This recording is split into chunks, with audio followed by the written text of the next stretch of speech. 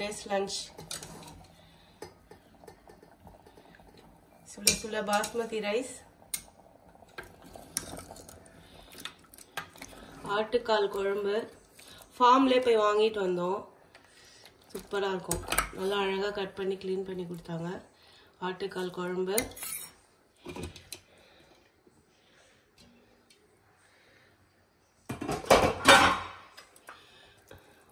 prawn king prawn இது.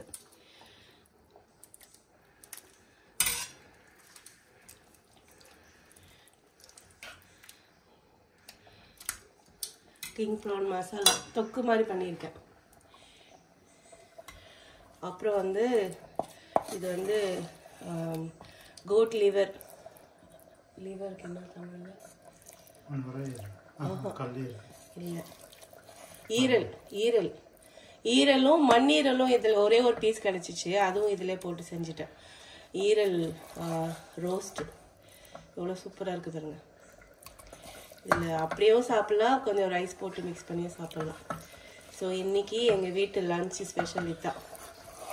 So எல்லாமே வந்து சமைச்சாச்சு, ரெடி டு ஈட்.